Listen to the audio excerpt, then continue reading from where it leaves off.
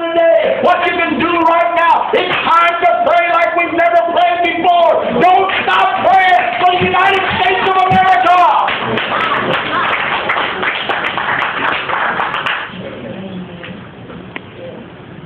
Herod talked of worship, but he intended wickedness. He talked of dedication, but he intended destruction. What's John 10:10 says? Anybody know what it says?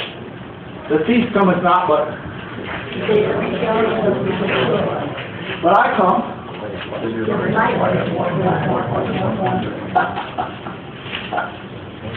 You know what I like about that? When I go in to order a banana split, the guy that orders the same banana split that's standing next to me, his is never as big as mine is.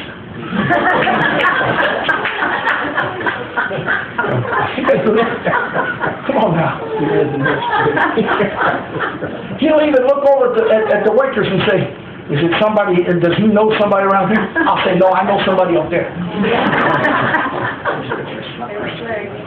He said, I'll give you life, and I'll give it to you more abundantly. You know, some people are just, satisfied with just getting by. Just getting by. No. You know what I like about God? I don't have to be satisfied with just getting by. I can get in there and get the whole pie. Come on now. Now listen to me. I go to Big Boys, they charge me $2.80 for a slice of pie. And I look over and say, how much can I get the whole pie for? He said $7, but to bring it home.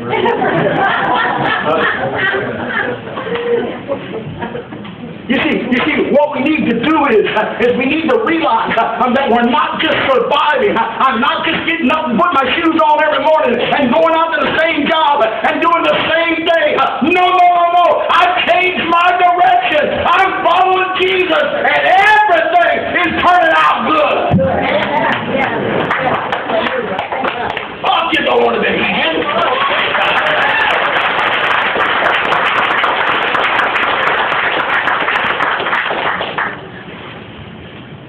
You see, in 1 John 3,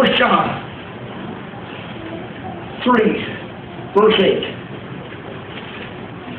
he that committeth sin is of the devil, for the devil sinned from the beginning. But for this purpose, everybody said God's got a purpose.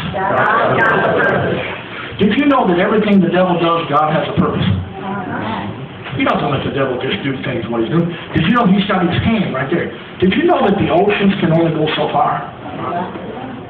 Joe couldn't figure that one out. But the oceans can only go so far. And did you know that I can't understand it, but some of our United States lives below sea level. But something stops them from having all the sea coming up. What holds back the waves? The hand of God. What holds back Satan? The hand of God. What puts you where you're at this morning? The hand of God.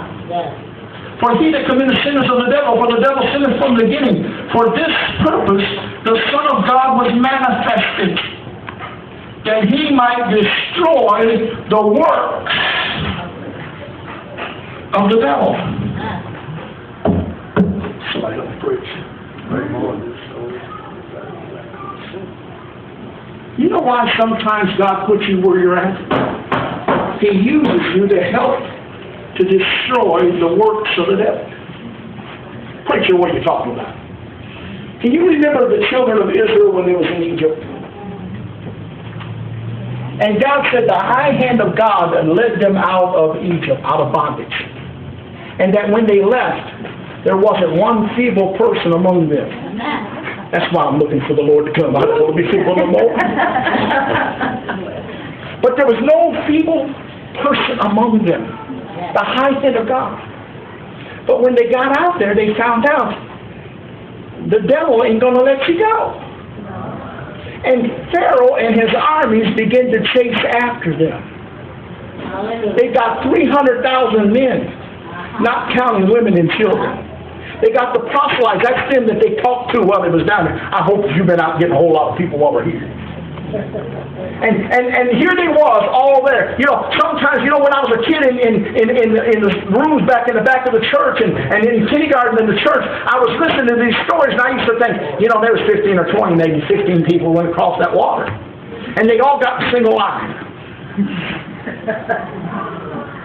You know, I hope that I'm painting you a bigger picture than that. You see, there was a whole lot of people. Look over somebody and say, there's a whole lot of people going home. A whole lot of people going home. Yeah. And here they was all lined up this way, and they was going across, and they're going off on dry land. You see, the God that came through, and He dried up the mud, He dried up the murk, He dried up it, because He knows the way you're going to take. He'll make the way for you. You don't have to walk through no mud. You don't got to go through no trial. You don't got to go through it. All you got to do is let God lead you through it. Oh, somebody help me preach. Come on. Good preaching. But John, they get halfway through the water, and they got water going this way, and water going that way. I like the way they say it down south. He parted the water hither and thither. I love that. And preachers, as they're coming across, and they're coming through this, and here's the water up here, and a wall of water over there. And you know how it is with Christians. We're amazed at what God does. One of them says, oh, look at this, a little starfish. One of them says, did you see the mouth on that pot? I'd be out here fishing the mouth. And they had their eyes on all the miracles that God was doing. Listen to me, church. There's a lot of miracle people today that just keeps their eyes open for miracles. If they don't see a miracle, they go someplace looking for it. But God's getting ready to do something. And as they're going across on dry ground, I don't know about you, but have you ever felt like the little guy that's in the back of the row? And you know that this thing's about ready to get over with. You can hear the horses back here.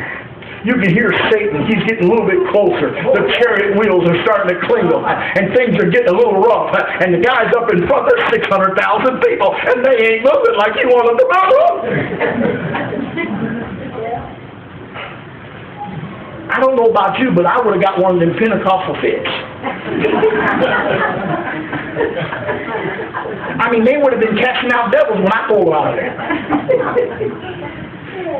But if I was in the back, I would have been pushing them. You better hurry up. This guy's meaning business back here. This devil's on my trail. He's right here. He's about ready to take over. Have you ever seen a nervous Christian? Follow me for an hour or two. Nervous. And you're trying to get everybody to go. Isn't it something when you try to get everybody to shout like you shout and nobody wants to shout like you shout? Come on. Isn't it something like you just want to praise God? I want 20 people all be shouting right now, but they don't shout. And you're giving them the best you got.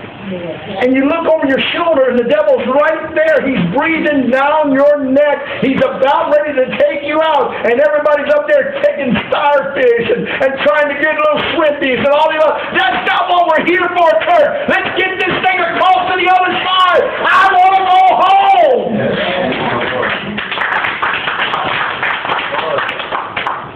There's nothing in this world today that amazes me enough to want to say, come on. Somebody says, Pastor, you want a trip down to Cedar Point? No. You would have, when you were 14 years old, I don't know about that later. You see, I changed directions. And I changed directions for a good reason. But as they're going across, the devil's right here. How many know